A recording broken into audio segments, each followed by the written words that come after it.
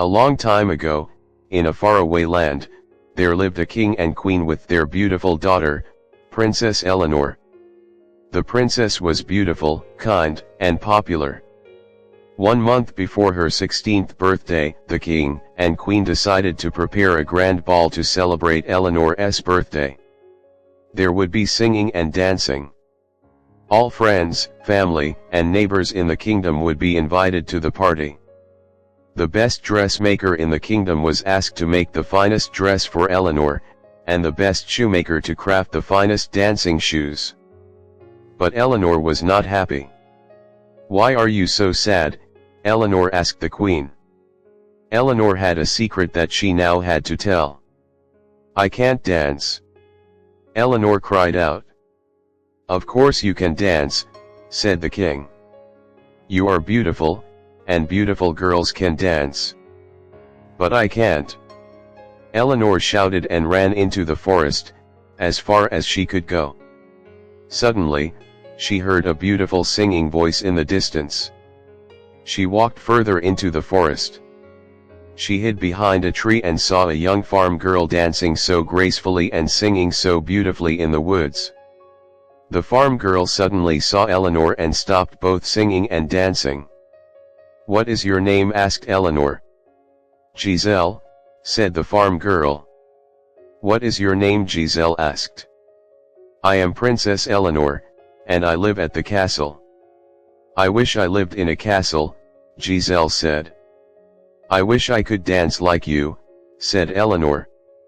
"My father, Mr. Jenkins, made some magical silver dancing shoes when I was a little girl. They sparkle in the moonlight and shine in the sunlight," said Giselle. "Would he make some for me?" Eleanor asked. "I need to be able to dance at my birthday party. If your father makes me some shoes, it will mean that I can dance like you. He would be happy to make the shoes for you and bring them to the castle a week before your birthday party," said Giselle. Eleanor was so happy and ran back to the castle and told the king and queen that she had found a shoemaker who would make magical dancing shoes for her. "Father, mother," she shouted, "I have found a shoemaker who can make magical dancing shoes for me." Giselle ran back to her father's small wooden cottage deep in the forest. "Father," she said, "Princess Eleanor needs magical dancing shoes for her birthday party. Can you make the shoes for her?" Mr. Jenkins agreed and immediately began making the shoes. Everyone loved Princess Eleanor. Mr. Jenkins worked day and night to make the magical shoes. After 10 days, the shoes were ready. They were silver and shone and sparkled in the moonlight. Mr. Jenkins said, "These shoes are truly fit for a princess." He placed them on the window of the cottage, ready to take to the castle, and went out to call for Giselle.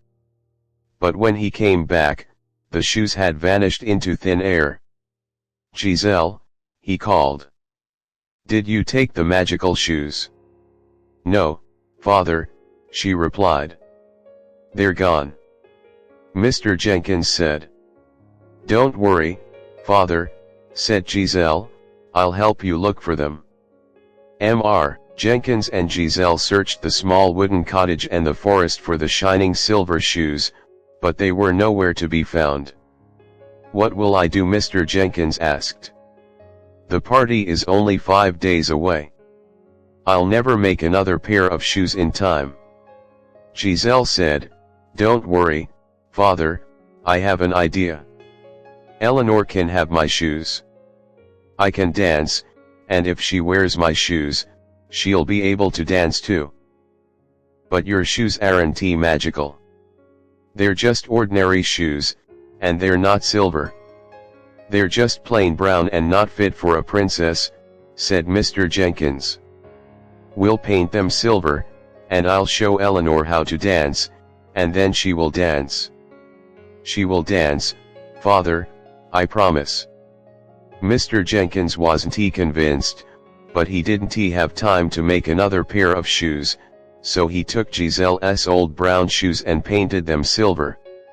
He put them in a large brown box wrapped with a red ribbon, and Giselle and Mr. Jenkins set off for the castle.